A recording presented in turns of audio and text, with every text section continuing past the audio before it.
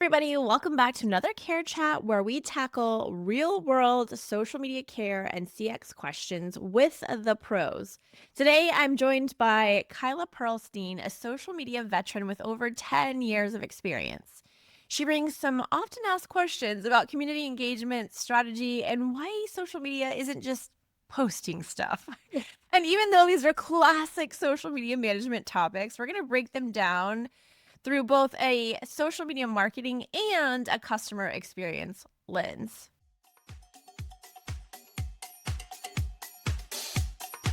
Welcome to the Social Media CX podcast, where social media meets customer experience and where all fires, no rainbows is the current reality for most brands. I'm Brooke Sellis, CEO of B Squared Media, and I'm on a mission to change that. Social media can be the MVP of your CX strategy, and I'm here to show you how. Each week, we'll tackle the challenges of social care head-on with candid interviews, real-world case studies, and actionable advice to turn your social channels into loyalty-building, revenue-driving dopamine machines. Whether you're managing customer complaints, trying to engage meaningfully, or just tired of missing DMs, this podcast is your guide to putting out the fires and building the rainbows.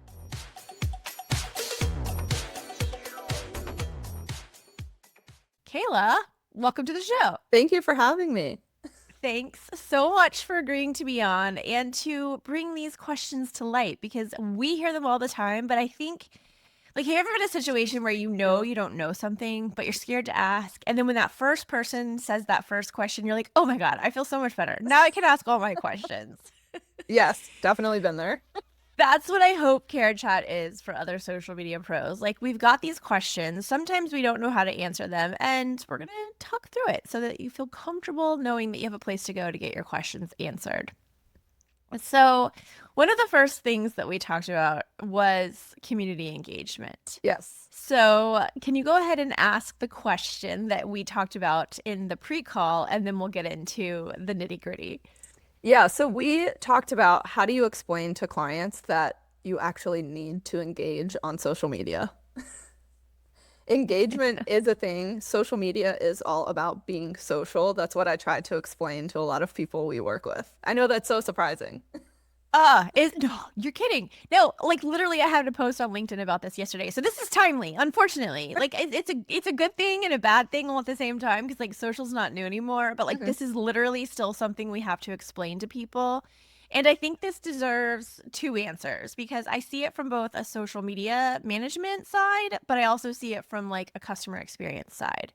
So, from the social media marketing side, community engagement isn't just liking comments or like dropping emojis or like when even somebody comes into your post and leaves a comment and you just hit the like button, you're like, ooh, engagement. Yeah, No, no, that's not engagement because engagement, the way we talk about it, and I know Kayla's on board with this perspective, it's building relationships with intention.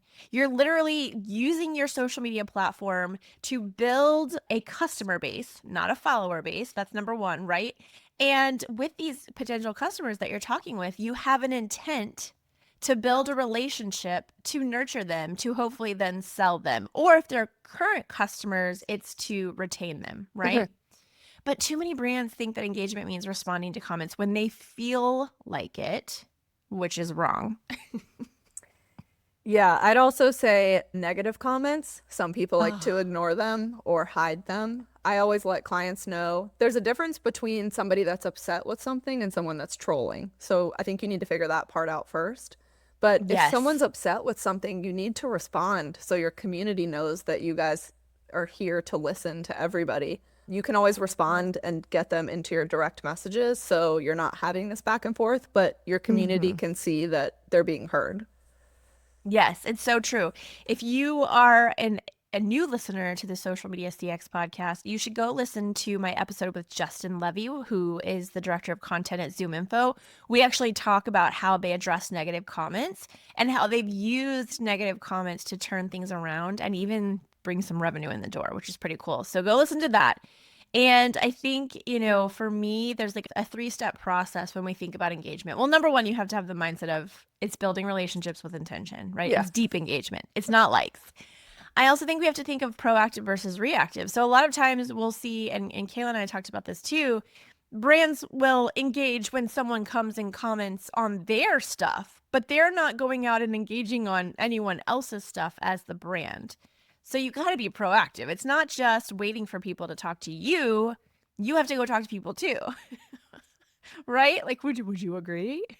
Exactly. Yeah. I've asked potential clients before, what's your engagement situation look like? Well, we respond to our comments and messages. Okay, but what about your outward engagement? And they're like, what do you mean?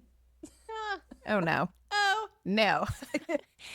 Number two, I think you have to build it around business goals. You will hear me say this a lot, which is stop building a follower base and start building a customer base. We got all into that whole vanity thing, which I'm not going to get on my soapbox, I swear, because I do it too often. But like, followers don't matter. You could have millions of followers, but if none of those followers are buying from you, you're doing it wrong. You need to build your engagement strategy and honestly your social strategy around your business goals. Are you looking for brand awareness? Are you trying to retain customers and create a community?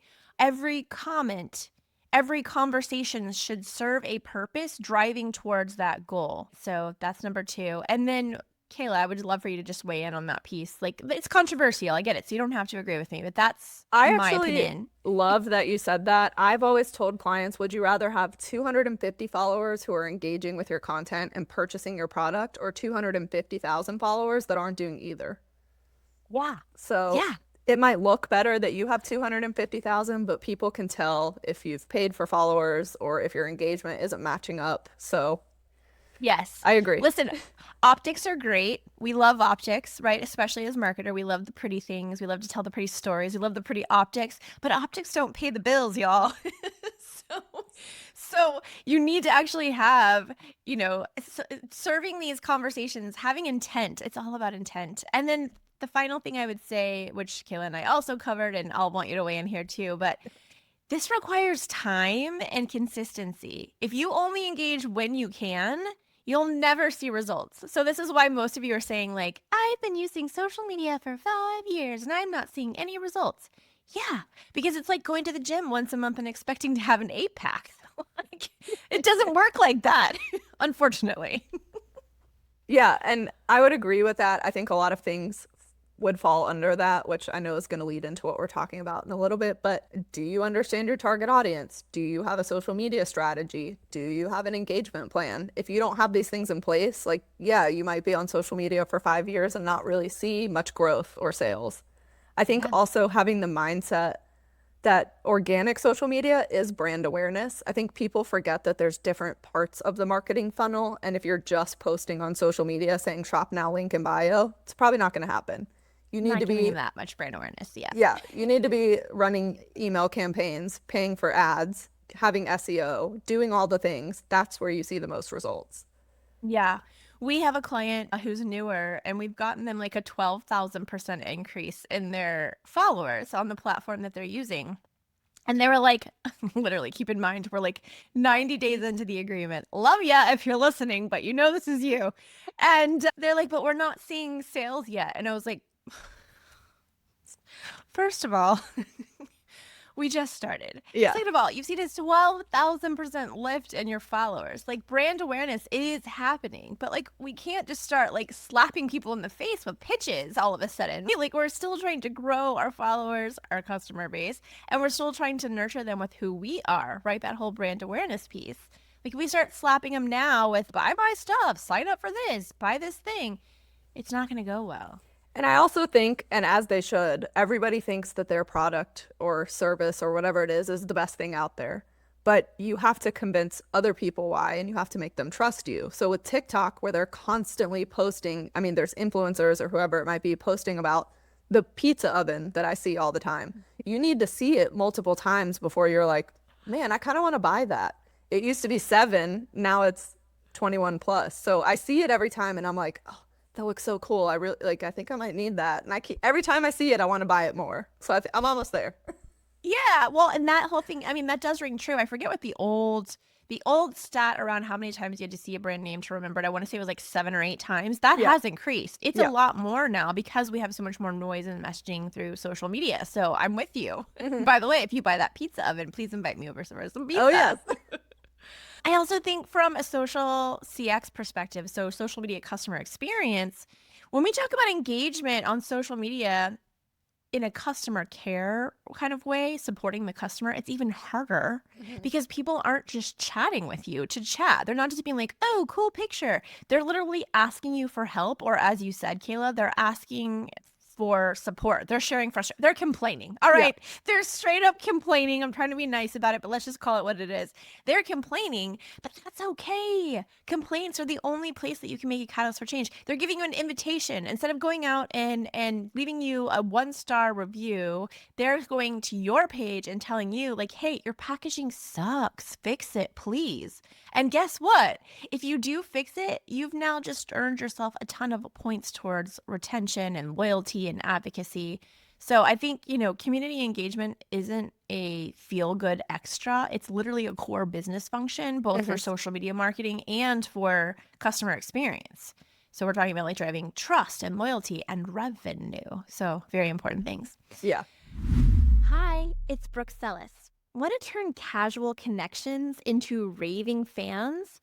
My Lost to Loyal newsletter is your go-to guide for mastering social media care and creating unforgettable customer experiences. Every month, I'll send you actionable tips, proven strategies, and the latest trends straight to your inbox.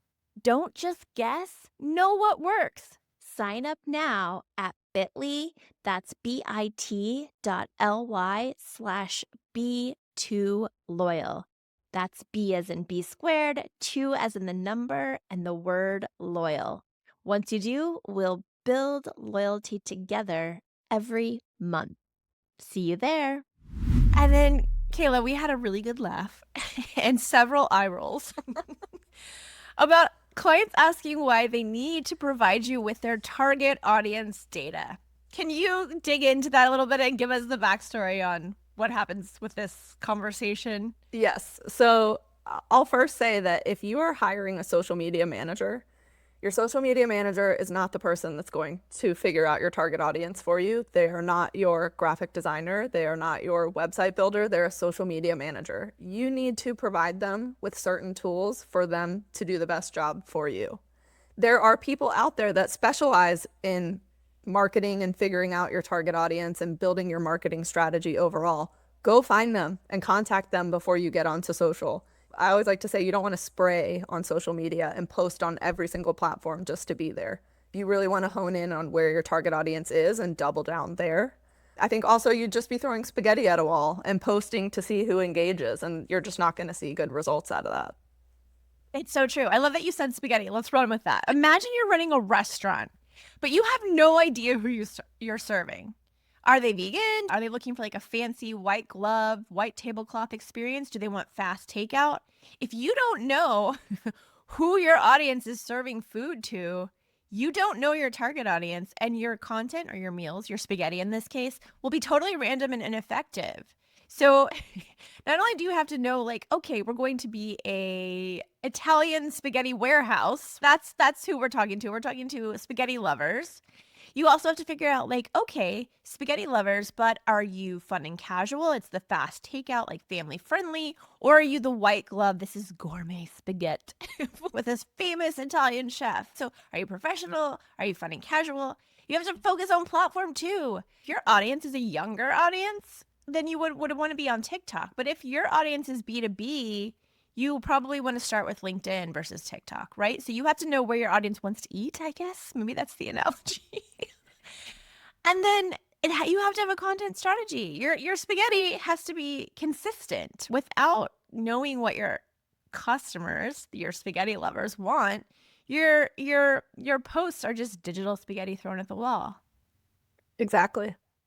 I mean, we have a client, they're B2B, and they're very clear on their target audience, which we love. And so they're on LinkedIn, but they're also on Instagram. And we have a completely different strategy with Instagram where we have a little bit more fun with it. And then LinkedIn, we're obviously a little bit more polished, but we still they have a little bit of a fun brand voice. So, some platforms can still work for you depending on who your target audience is. It just also rolls into your strategy.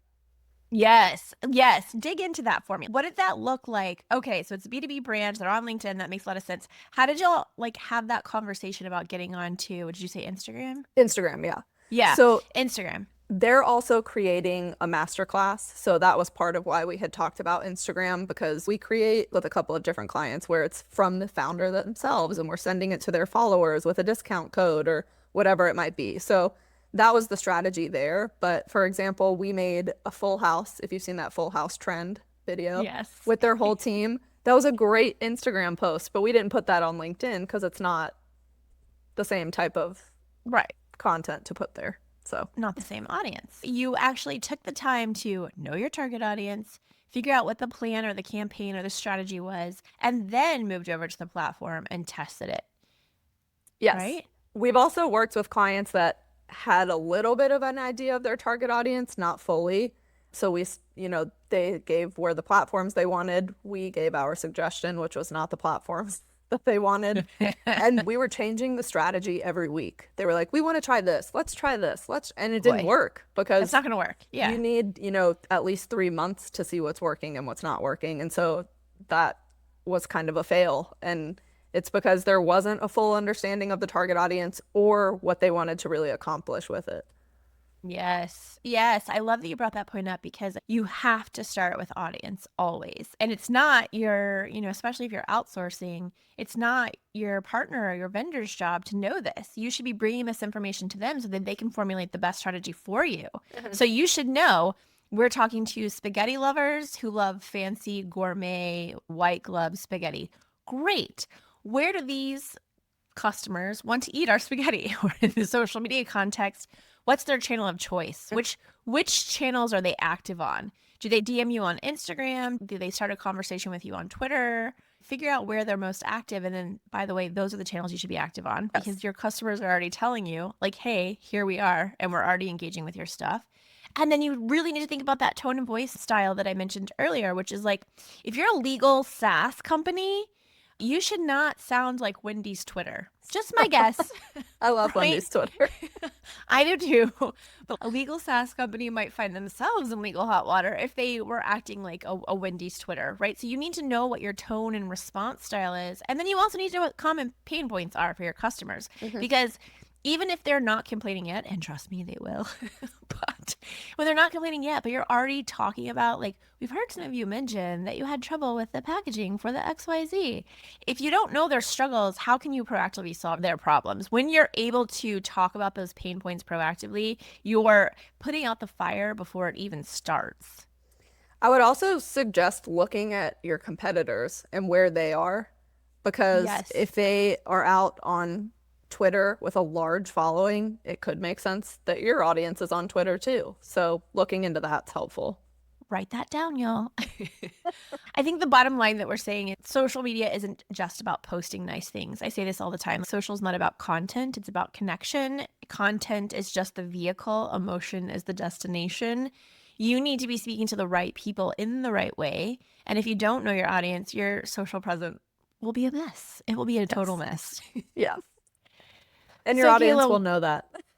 yes. Oh, yes, they will. They certainly will. And then they just won't engage. And by the way, engagement, the most important metric on social. If people aren't engaging with your stuff, they're never going to see your content again. That's just the way the algorithms work. Kayla, what would you say your biggest advice or takeaway or both was from our conversation today? Understand your target audience before you move forward with marketing. Get a focus group or work with a company that can help you figure out your target audience. You need to do that before you move forward with any type of marketing. Yes. Yeah. If you don't know your audience, you can't serve them. It's about conversations, not campaigns, as we say. So if you don't know who you're talking to, your messages aren't going to land. I think I would also end with social media customer experience is really just customer service in real time. Engagement in this realm of social media isn't just fun. It's literally the difference between you losing a customer or making a lifelong fan. Yeah, and I've said it at the beginning, I'll say it again. Social media is about being social. Do not post and ghost. When you post, What? engage for 10 to 15 minutes after you post or before you post. And then, pay attention throughout the day. Yes, I love the time blocking idea. Time block to make time for that proactive engagement piece instead of just sometimes it feels a little hectic to post and then be like, I have to go engage on people. Like set time aside, time block every day for your engagement time so it doesn't feel so last minute. Tell everybody where they can find you, how they can connect with you, all the wonderful things about you so that they can go find you, connect with you, and learn how wonderful you are. Yeah, so you can find me on Instagram at Kayla Perlstein. My company is called Golden Bird Marketing, so you can go to goldenbirdmarketing.com or on Instagram, Golden Bird Marketing Inc.